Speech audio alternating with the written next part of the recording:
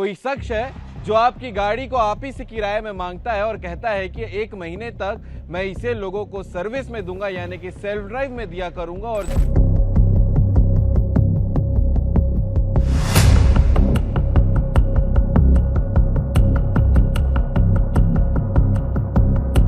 उन लोगों का क्या कसूर था जो लोग भरोसे पे महालक्ष्मी टूर एंड ट्रेवल्स को गाड़ी दिया करते थे और उसके बाद यही लोग उस गाड़ी को सेल्फ ड्राइव या किराए में ना देकर बाद में वो बोला कि भैया अगर आप नहीं दे पा रहे हो तो मेरी गाड़ी दे दो।